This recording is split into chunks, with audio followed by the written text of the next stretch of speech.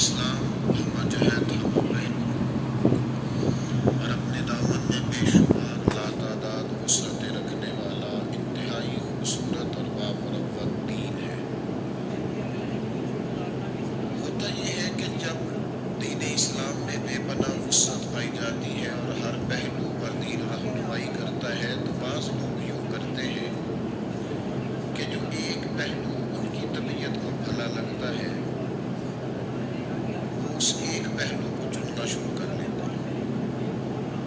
جو ان کی طبیعت کے مطابق ٹھیک ہوتا ہے اس کو عکس کر لیتے ہیں اور پھر اسی پر دلائل جمع کرتے رہتے ہیں، اسی کو بیان کرتے رہتے ہیں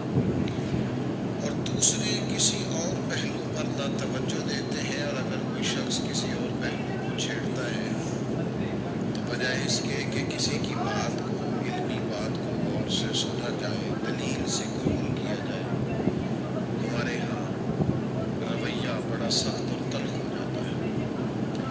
نیکی، تقوی اور پرہیزگاری کا بھی لوگوں کا اپنا اپنا معیار ہے۔ کچھ لوگ کہتے ہیں جناب میں چونکہ عشق والا ہوں، میں چونکہ پیار والا ہوں، چونکہ وارفتگی والا ہوں، لہذا مجھے آپ نہ کہیں کہ پابندی سے نماز پڑھ، مجھے آپ یہ نہ کہیں کہ سنت اور شریعت کا خیال کر، عشق پورے مجھ پہ ہے، لیکن عشق رسول میں اگر آپ مجھے یہ کہیں کہ میں داڑھی بھی رکھوں چونکہ میں عاشق ہوں، میرا آپ صرف عشق ہی قبول کریں، آپ مجھے کہیں کہ محبت رسول صلی اللہ تعالیٰ علیہ وسلم میں اور حضور کے نام کے نعروں کی گونج میں شریعت کی بھی پابندی کروں، تو وہ سمجھتے ہیں کہ شاید میں نے عشق اپنی مرضی کا چونکہ اس کا میں نے مفہوم بنایا ہے تو جو میں کہہ رہا ہوں وہی ٹھیک ہے۔ ہمارے ہاں یہ ہوتا ہے کہ ہم ایک پہلو کو لیتے ہیں، اب ایک دوسرا پہلو، میں نے اس طرح کے ڈھیر سارے لوگ دیکھے، ان کی آپ باتیں سنیں، ان کے آپ دعوے سنیں تو مفتیوں کو مشورہ دیتے ہیں عشق رسول کا،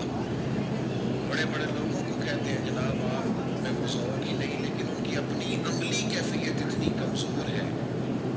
کہ سوائے بلند و بالا دعووں کے اس کے علاوہ پس منظر میں وہ چیز نظر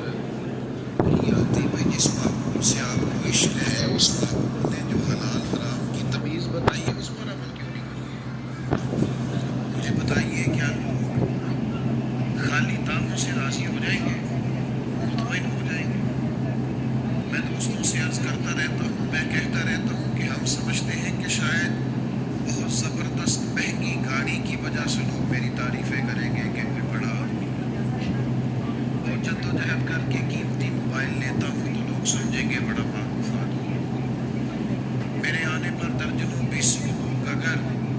استقبال کو کھڑے ہوں گے تو پتہ چلے گا میں بہت بڑا آدمی ہوں، تو اس سے کوئی بندہ بڑا نہیں ہوتا۔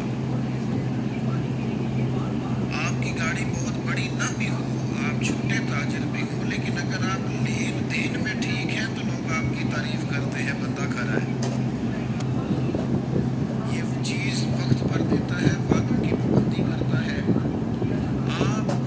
کسی بھی شعبے سے تعلق رکھتے ہیں، ہمارے ایک استاد کہا کرتے تھے کہ بعض استاد شاگردوں سے ثابت کرانا چاہتے ہیں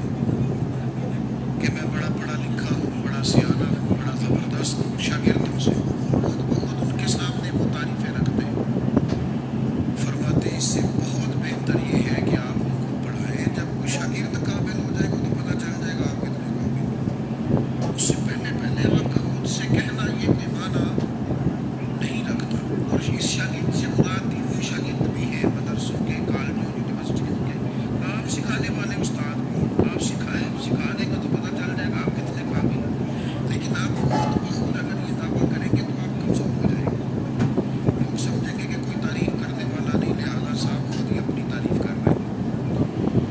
تو کچھ لوگ صرف دعویٰ عشق کر کے مضبوط ہو جاتے ہیں، عمل